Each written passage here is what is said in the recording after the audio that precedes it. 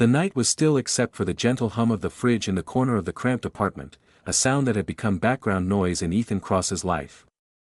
His desk was littered with coffee mugs, scattered sticky notes, and a microphone that seemed to be staring at him like a silent witness. The glow of his laptop cast sharp shadows across his tired face, highlighting the faint stubble he hadn't bothered to shave in days. His latest true crime podcast episode had been uploading for the last hour, and with every passing minute, a strange tension in his chest tightened. He'd investigated countless stories, cold cases, missing persons, crimes that had slipped through the cracks, but this one was different. This was the episode that had taken him down corridors he didn't want to walk again. The case had begun like any other. A listener had sent him an email, the kind he received dozens of times a month, filled with rumors and urban legends. It was about a small-town serial killer from 20 years ago who had never been caught, nicknamed the Hollow Man for his peculiar method. The victims were always found in their homes, doors locked, windows untouched, with nothing stolen, but their eyes had been gouged out. The crimes had stopped suddenly in 2005. No suspect had ever been named. Ethan wasn't interested at first. Unsolved serial killings were rabbit holes with no guaranteed ending, and he liked stories that could be wrapped in a satisfying bow for his audience. But the listener had added one detail that made his skin prickle: "I think he's back. And I think I've recorded his voice." The file attached to the email was an audio clip, a garbled 30 seconds of whispering, almost drowned out by the static hiss of an old cassette recorder. The words were impossible to make out, but the tone, that slow and deliberate cadence, was chilling. Ethan had listened to it in bed that night, the voice creeping under his skin like cold water trickling down his spine. He told himself it was probably a prank. But by morning, he was already researching the Hollow Man. Over the next 2 weeks, Ethan immersed himself in police reports, newspaper archives, and interviews with the families of the victims. He traced the killings across 3 small towns in the Midwest, all within a 100-mile radius. Victims were always alone at night, no signs of forced entry, and the neighbors never heard a sound. The detail that disturbed him most wasn't in the official reports, it was in the off-the-record whispers from retired officers. They all said the same thing: there was always a cassette tape left somewhere in the house, hidden just out of sight. Sometimes it was tucked under a pillow. Sometimes in a kitchen drawer. And on those tapes, always the same soft, rhythmic breathing. Ethan's upload bar ticked from 86% to 87%, and he swallowed hard. Tonight's episode was his most ambitious yet, combining everything he'd found, along with a new interview recorded just 2 days ago, one that had changed everything. He hadn't planned to speak to Marla Jensen, the sister of the killer's last known victim. She'd been a recluse since 2005, refusing every interview request. But to his surprise, when he called her last week, she answered. Her voice was weak, trembling, but she agreed to meet in person at her farmhouse outside town. He'd driven out on a rainy afternoon, the road winding through empty fields that seemed to stretch forever. The farmhouse was faded and peeling, its porch sagging under the weight of years. Marla was waiting at the door, pale and gaunt, her eyes darting over his shoulder as if she expected someone to follow him. She led him inside without a word, locking the door behind them. The living room was cluttered but clean, every surface covered in framed photographs, but none newer than 20 years ago. Marla spoke in short bursts, her voice hitching every time she mentioned her sister's name. She claimed the police had gotten one thing very wrong: the killings didn't stop in 2005. They just stopped making the news. In her words, he never stopped. He just got better at hiding the bodies. Ethan had pressed her for details, but she wouldn't elaborate. Instead, she handed him a shoebox. Inside were 6 cassette tapes, each labeled with a date, all after 2005. I found them in my mailbox over the years, she whispered. No note, no explanation. I never listened to them. I didn't want to know. Back in his apartment, Ethan had played the first tape. The moment he heard the breathing, he knew.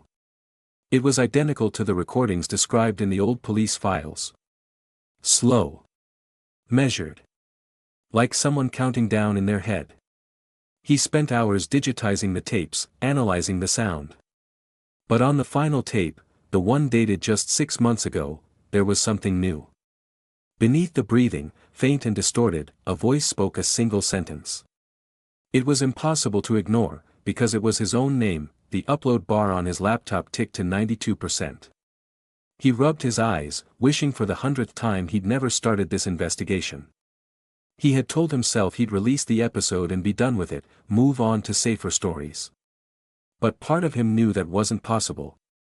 Someone out there knew him, knew what he was doing, and wanted him to keep digging. Or maybe, wanted him to stop. It was almost midnight when the episode finished uploading. Ethan clicked the publish button and leaned back, letting out a shaky breath. For a moment, the room felt too quiet, the fridge hummed now like a low growl. Then he heard it, a faint hiss, just at the edge of hearing. At first he thought it was the laptop fan. But it grew louder, steadier, like the sound of air moving through a narrow tube. Breathing, his phone buzzed on the desk. Unknown number. One new voicemail. He stared at it for a long moment before pressing play. The recording was short, maybe 5 seconds, but his heart froze at the sound. It was breathing. Slow. Rhythmic. And then, in a whisper so soft it was almost lost in the hiss, a voice said, "Nice episode, Ethan. See you soon." Ethan's hands trembled as he set the phone down on the desk, his pulse thudding in his ears so loudly it drowned out the fridge's hum. For a long moment, he just sat there, staring at the screen, waiting for some rational explanation to come to him. A prank, he told himself. Someone had recognized the case he was working on, maybe even spoofed the voice from the tapes. But deep down, he knew the cadence was the same. The pauses between breaths. The deliberate, almost measured inhale and exhale. He replayed the voicemail, hoping the repetition would dull the unease. It didn't. If anything, the sound seemed to burrow deeper into him, the whisper curling around his thoughts like smoke. See you soon. The words weren't a threat shouted from a distance, they were an intimate promise, the way someone might murmur just before stepping into a room. Ethan stood and crossed the apartment, tugging the blinds closed. Outside, the streetlight flickered, casting the road in stuttering shadows. He was on the 3rd floor, but suddenly he had the unnerving sense that if he looked long enough, he might see someone watching from below. He backed away from the window and tried to focus on something practical, change the locks, maybe stay at a friend's place for the night. But there was a problem. He didn't really have friends, not the kind you could call at midnight and ask to crash on their couch. True crime podcasting wasn't exactly a social profession. Most of his connections were online, voices in headphones. He sat back down and opened the file for the voicemail, running it through his audio software. The waveform was simple enough, long sections of steady sound, punctuated by that whisper. He boosted the gain, ran a filter to reduce noise, and isolated the voice. Even stripped of the static, it was no clearer. If anything, the intimacy was worse now. Whoever it was, they had been close to the microphone, as though speaking directly into his ear. He checked the metadata, but the call had been routed through a scrambled relay, impossible to trace without subpoena power. He wasn't sure if he was disappointed or relieved. Ethan told himself to shut it down for the night. Get some sleep, wake up in daylight, and decide then whether to report it. But as he powered down his laptop, a message notification popped up on the corner of his screen. It wasn't from any platform he recognized, just a plain gray box with black text, no profile picture, ***, I liked the part where you played the tapes. You didn't tell them everything, though. You should have. His skin prickled. He typed back a short response before thinking it through. Who is this? The reply came instantly. You know who I am. You've been looking for me. He stared at the words for a long time. The Hollow Man was a legend, a ghost story passed from one generation of cops to the next. He couldn't be real, not in the way Marla believed. But now there was a stranger contacting him through an anonymous channel, referencing details only someone close to the case should know. He typed again, slower this time. If you're him, why contact me at all? Another instant reply. Because I'm tired of talking to the dead. Ethan's throat tightened. His instinct told him to shut the laptop, cut off the exchange. But curiosity had its hooks in him now, the same way it always did when a story started to breathe on its own. He asked one final question. "What do you want?" There was a pause this time, a full minute of nothing. "Then, I want you to record one last episode. About me. About the truth. I'll tell you everything, if you're willing to listen in person." Before he could respond, the chat window closed on its own. No history, no trace. It was as if it had never been there. Ethan leaned back in his chair, his heart hammering against his ribs. This was insane. Meeting someone claiming to be the Hollow Man was exactly the kind of reckless move that turned true crime hosts into headlines themselves. And yet, the voice on that last tape, the whisper in the voicemail, they felt like bait he couldn't help but follow. The rain began again outside, soft at first, then heavier, tapping against the window in a slow rhythm that matched his racing pulse. He didn't realize he'd made his decision until he found himself pulling out a notepad and writing down a list of questions, the same way he always did before an interview. Somewhere in the city, someone was waiting for him. Someone who had been waiting for years. Ethan barely slept. The hours crawled past in fragments, each one marked by the creak of the apartment settling, the distant groan of plumbing in the walls, the soft hum of the fridge that had stopped feeling familiar and now only reminded him of the hiss on the tapes. At some point, he must have dozed, because the next thing he knew, sunlight was bleeding through the blinds in narrow stripes across his desk that he woke with his cheek pressed against his notepad, the questions he'd been writing now smudged beneath a faint imprint of drool. For a moment, he didn't remember why he'd been working so late. Then his eyes landed on his phone, still lying face down where he'd set it after the voicemail. The memory of the breathing, the whisper, hit him like cold water. There was no reply from the mysterious chat. No new messages, no notifications. For anyone else, that might have been a sign to let it go. But for Ethan, silence was never the end of the story. It was an invitation that he brewed a pot of coffee, poured it into a chipped mug, and sat back at his desk. The logical move would be to contact the police, hand over the tapes, the voicemail, the chat logs, what little of them existed, and let them take the risk. But he knew how that would go. They'd dismiss it as a crank, a copycat, a bored internet troll who'd gotten under his skin. And in a way, that would be worse than doing nothing at all. By the second cup of coffee, his decision was made. He'd go to the meeting. He didn't know where yet, but he was certain the voice, whoever it belonged to, would tell him. If this was a setup, he'd be careful. He'd bring equipment, document everything, make sure there was a trail. It wasn't until mid-afternoon that the next message came. It was a text this time, from another unknown number. Midnight. The old train depot on Henderson Street. Come alone. Bring your recorder. No signature. No follow-up. Ethan stared at the message until the words blurred, then read it again. The old train depot had been abandoned for years, its windows shattered, the brick walls graffitied and weathered. He'd passed it dozens of times on his way to interviews, always thinking it looked like the set of a horror film. The hours between the message and midnight were unbearable. Every sound in his apartment seemed magnified, the ticking of the clock, the thud of footsteps in the hallway, the occasional muted laughter of neighbors he'd never met. He packed his gear methodically, a handheld recorder, fresh batteries, a small flashlight, a pocket knife that was more symbolic than practical. He dressed in dark jeans, a black hoodie, and a cap, telling himself it was about blending in, though he knew it was as much about feeling hidden. By the time he stepped outside, the city had gone quiet in a way only certain nights could manage. The air was damp, heavy with the smell of wet asphalt. He kept his hood up as he walked, cutting through side streets, avoiding the main roads where the last of the late-night traffic still lingered. The depot loomed ahead, a hulking shadow against the faint glow of the horizon. Its roof sagged in places, and the chain-link fence around it had long since been cut open.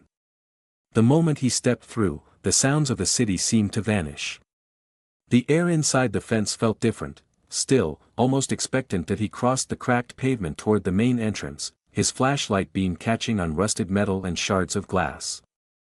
Somewhere deep inside, a single drop of water fell from the ceiling, the sound echoing unnaturally loud. "Hello?" he called, his voice low but steady. No answer. He tried again, louder this time. "You said you wanted to talk." From the far end of the main hall, there was a sound, slow, deliberate footsteps. The beam of his flashlight wavered slightly as he turned it toward the noise. A man stepped into the edge of the light.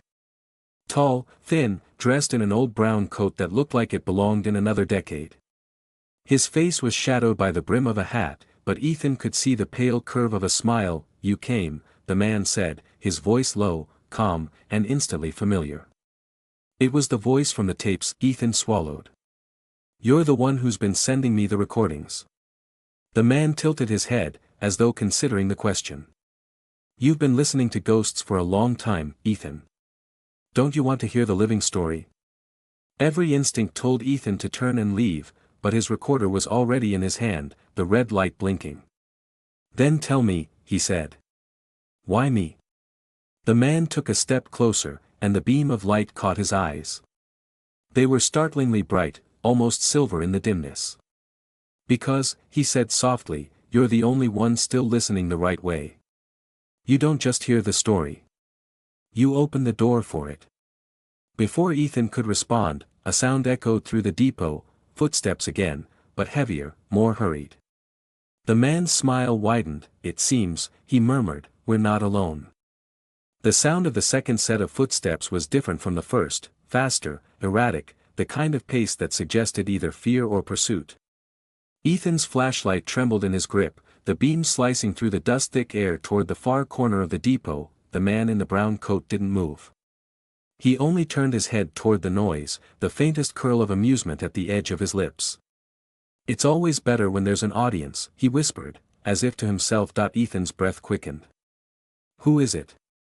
The man didn't answer. From the shadows emerged a woman, hair matted from rain, eyes wide and darting between Ethan and the figure in the coat. Her clothes were worn, her hands trembling. "Don't listen to him," she gasped, stumbling forward. "He's not here to talk. He's here to—" The rest of her sentence was cut off by the man's voice, smooth and low. "Marla." Ethan's chest tightened. Marla Jensen. The reclusive sister who had given him the tapes.